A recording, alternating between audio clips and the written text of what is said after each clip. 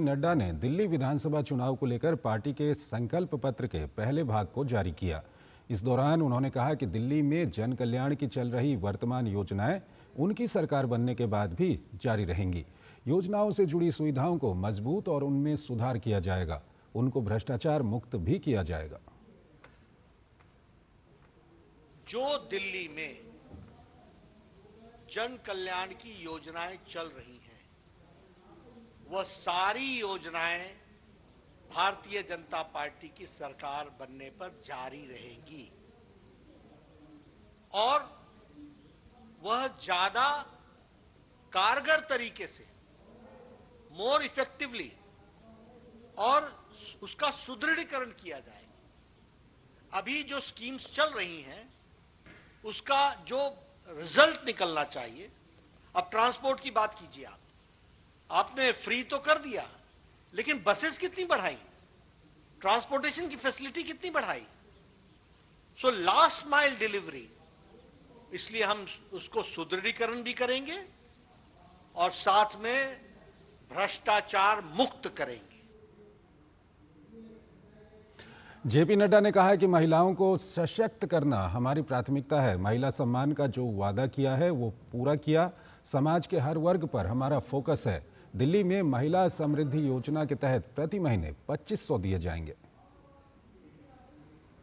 महिला समृद्धि योजना के तहत प्रति माह 2500 रुपए महिलाओं को दिया जाएगा और पहली कैबिनेट मीटिंग में महिला समृद्धि योजना फर्स्ट कैबिनेट मीटिंग में पारित किया जाएगा। एलपीजी के सिलेंडर में जो हमारी गरीब बहनें हैं, जो गरीब परिवार हैं, उनको 500 रुपए का सिलेंडर पर सब्सिडी दी जाएगी और साथ ही साथ होली और दिवाली में 1 सिलेंडर ईच, यह मुफ्त दी जाएगी, फ्री सिलेंडर दिया जाएगा, इसको प्रोवाइड किया जाएगा। मातृ सुरक्षा वंदना योजना को और इम्प्रेसिव और उसको ताकत देने के लिए, उसको और शक्ति देने के लिए 6 न्यूट्रिशनल किट्स दिया जाएगा और साथ में 21,000 रुपए प्रति प्रेग्नेंट मदर को चीफ मिनिस्टर के मातृत्व सुरक्षा योजना के तहत वह भी दिया जाएगा। भाजपा के संकल्प पत्र के पहले भाग को जारी करते हुए जेपी नड्डा ने कहा कि दिल्ली में बेहतर स्वास्थ्य से उपलब्ध कराने के लिए आयुष्मान भारत योजना को लागू किया जाएगा। योजना के तहत दिल्ली सरकार अलग से 5 लाख का बीमा करेगी, जबकि 5 लाख का बीमा केंद्र सरकार देगी। 70 साल से अधिक आयु के लोगों को 10 लाख रुपए का बीमा दिया जाएगा। हमारी सरकार बनेगी और प्रथम कैबिनेट में हम आयुष्मान भारत केंद्र सरकार की लागू करेंगे 51 लाख लोगों पर और उसके साथ साथ 5 लाख रुपए का एडिशनल हेल्थ कवर देंगे, उसको भी हम बताना चाहते हैं। साथ ही साथ प्रधानमंत्री वय वंदन योजना का 5 लाख रुपए, जिनकी उम्र 70 साल से टिल डेथ, उनको 5 लाख रुपए और उस पर दिल्ली सरकार 5 लाख रुपए और जोड़ेगी, तो उनको भी 10 लाख रुपए का एडिशनल बेनिफिट दिया जाएगा।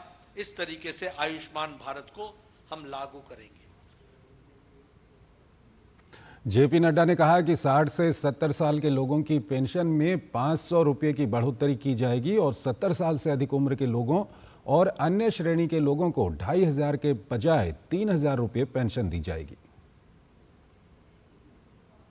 हमारी सरकार 60 से 70 वर्ष के बुजुर्गों के लिए, एल्डर सिटीजन्स के लिए, उनकी सीनियर सिटीजन्स की जो पेंशन है उसको 2000 से 2050 500 2500 प्रति माह कर दिया जाएगा और उसी तरीके से सीनियर सिटीजन्स जो 70 साल से ऊपर के हैं और जो हमारे विधवा बहनें हैं और जो हमारे सीनियर सिटीजन्स हैं और जो हमारे स्पेशल एबल्ड लोग हैं, उनको जो डेस्टिट्यूट हैं, उन सबको 3000 रुपए यानी 2500 से बढ़ाकर उनकी पेंशन को 3000 रुपए कर दिया जाएगा। दिल्ली में विधानसभा चुनाव को लेकर सियासी जंग तेज हो गई है। इसी बीच दिल्ली भाजपा के अध्यक्ष वीरेंद्र सचदेवा की मौजूदगी में आम आदमी पार्टी के पार्षद रविंद्र सोलंकी और नरेंद्र गिरसा भाजपा में शामिल हुए। रविंद्र सोलंकी बापरोला से पार्षद हैं, वहीं नरेंद्र गिरसा मंगलापुरी से पार्षद हैं।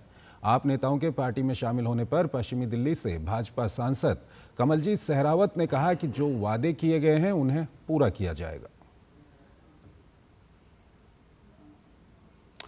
दिल्ली में चुनाव से पहले आम आदमी पार्टी के संयोजक केजरीवाल ने पीएम मोदी को पत्र लिख स्टूडेंट्स को मेट्रो में 50% छूट देने की मांग की है। केजरीवाल ने प्रेस वार्ता कर कहा कि छात्रों को मेट्रो में रियायत देने से जो खर्चा आएगा उसको दिल्ली सरकार और केंद्र सरकार के बीच बराबर बराबर वहन किया जाएगा। प्रधानमंत्री जी को चिट्ठी लिखी है कि हमें स्टूडेंट्स को 50% कंसेशन देना चाहिए मेट्रो के फेयर में, और इसकी वजह से जो खर्चा आएगा रियायत देने की वजह से, उस खर्चे को दिल्ली सरकार और केंद्र सरकार के बीच में 50% 50-50 के रेशो में शेयर किया जाए। और मैं उम्मीद करता हूं कि हमारे बच्चों के लिए, युवाओं के लिए प्रधानमंत्री जी इसे जरूर स्वीकार करेंगे और चुनाव खत्म होने के बाद हम बसों में फ्री बस सफर कर देंगे स्टूडेंट्स का, और मेट्रो के अंदर 50% कंसेशन बच्चों को हम देंगे।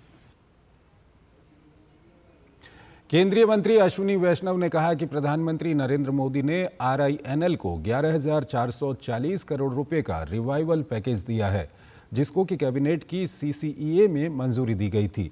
इस पैकेज से RINL के कार्यान्वयन में त्वरित सुधार आएगा। साथ ही आत्मनिर्भर भारत के विजन में भी RINL की महत्वपूर्ण भूमिका रहेगी।